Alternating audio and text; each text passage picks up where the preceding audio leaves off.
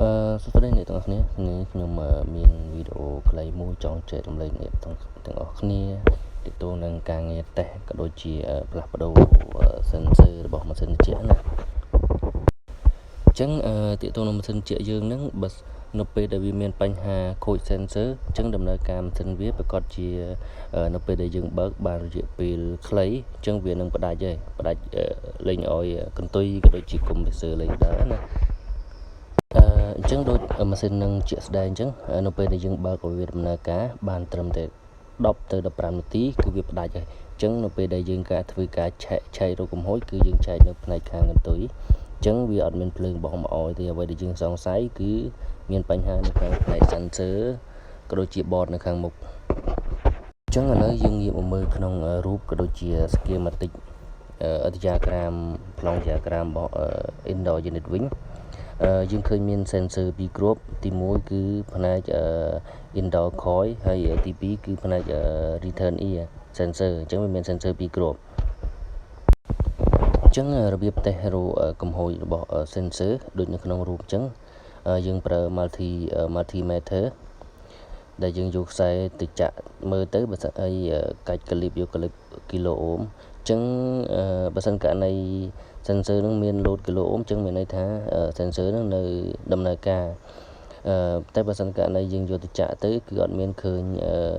load សញ្ញាអីទាំងអស់អញ្ចឹងមានន័យថា sensor នឹងគឺមានបញ្ហាមានខូចអញ្ចឹងដូចក្នុងរូបហ្នឹង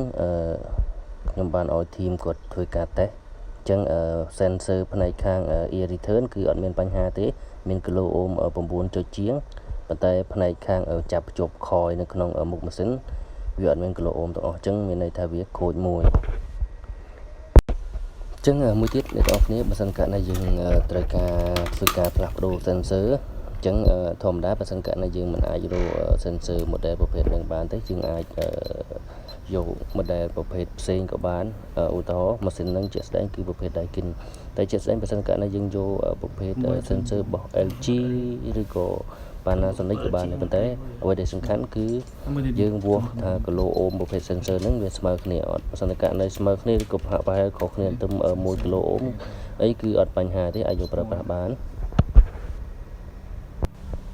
ប៉ុន្តែវាខុសកន្លែង switch នៅកន្លែង connector អញ្ចឹងយើងអាចកាត់ប៉ុងខ្សែតដូចធ្វើដូចខ្សែភ្លើងយើងធម្មតាហើយមួយវិញទៀតចង់បញ្ជាក់អ្នកទាំងអស់គ្នាបន្តិចទាក់ទងនឹងការដូរ sensor របស់ដែលចាប់ជាប់ខយណាជាប់ខយទូទៅបើសិនករណីម៉ាស៊ីនជាប្រភេទកាសែតឬក៏ប្រភេទ Volmon គឺវាងាយស្រួលក្នុងការផ្លាស់ប្ដូរទេប៉ុន្តែបើសិនករណីប្រភេទជា conceal dark គឺប្រកាសជាវានៅក្នុងមុខម៉ាស៊ីននៅក្នុងពេដានអញ្ចឹងអ្វីដែលយើងផ្លាស់ប្ដូរបានគឺទាមទារឲ្យយើងកាត់ពេដានក៏ដូចជាការងារធំណាតែជាក់ស្ដែងយើងអាចឆ្នៃតាមវិធីមួយទៀតបានគឺចាប់នៅលើផ្នែកខាងទយោបាញ់ម៉ាស៊ីនជែកនៅកន្លែងក្បាលដេកណាចឹងហ្នឹងអាចចាប់ឆ្នៃនៅខាងក្រៅបានអញ្ចឹងវាអត់មានបញ្ហាអីទេ